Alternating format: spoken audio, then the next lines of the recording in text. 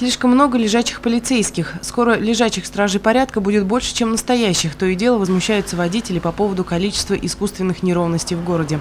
Однако все они установлены согласно ГОСТу в соответствии с проектом организации дорожного движения. В прошлом году мы проводили работу по замене знаков «Пешеходный переход», недостающих знаков «Уступи дорогу, главная дорога». В этом году мы проводим работу по установке дорожных знаков «Осторожны, дети». Приводим в соответствие с проектом организации дорожного движения, и в связи с изменением в законодательстве они должны быть теперь на желтом фоне, должны размещаться немного по-другому. Если раньше первый знак должен был находиться где-то мог стоять и за 150 метров до школы, сейчас на данный момент есть четко регламентированное расстояние до школы, и на границе со школой должен такой знак находиться. Сегодня проводится работа по установке знаков «Осторожны, дети», ограничение скорости перед школьными и дошкольными учреждениями, знаков, предупреждающих о наличии лежачего полицейского.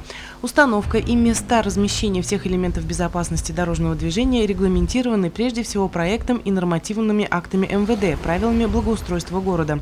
Например, на улице Баймакской жители очень хотели бы установить лежачий полицейский, но, увы, нормативными документами таковой там не предусмотрен. На данном участке, где просят положить лежачий полицейский проектом организации дорожного движения не предусмотрен. И не предусмотрен он не потому, что вот так захотели, а потому что лежачие полицейские, они опять же регламентируются, места их установки. Его нельзя взять и положить там, где вот хочется. Лежачий полицейский устанавливается, исходя из транспортопотока, исходя из нахождения определенного учреждения.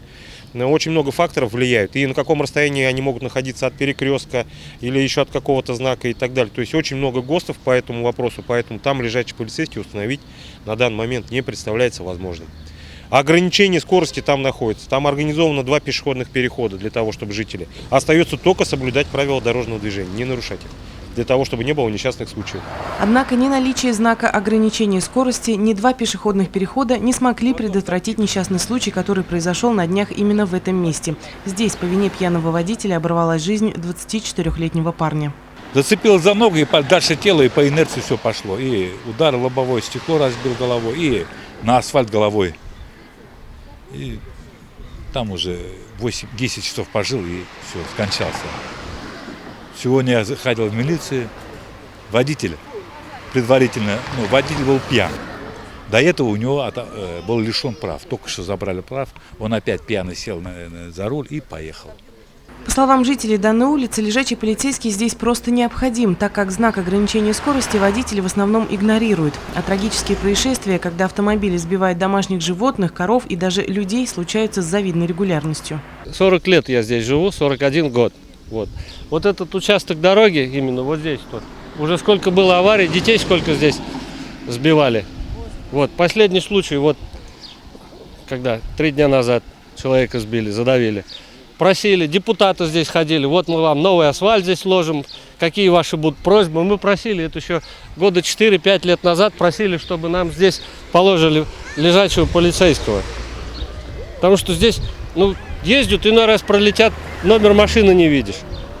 Нет, не положено, нельзя. Как нельзя? Пешеходный переход сделали. Буквально перед вами вы видели, как здесь едут, и никто не пропускает. На пешеходном еще будет случай задавит, если такое будет. Особенно жители улицы Баймакской переживают за детей, которые то и дело выбегают на дорогу. Я за них переживаю, они у меня выбегают всегда на дорогу. Я работаю 2 дня, они сидят дома у меня. Просто страшно, если вот так выбежит и кто-то что-то сделает. Прошу помочь. Видимо, чтобы данную проезжую часть внесли в проект организации дорожного движения и положили искусственную неровность, одной человеческой жизни все же маловато. Алина Полянская, Гульхамитова, Дамир Хайбулин, телекомпания СТВ.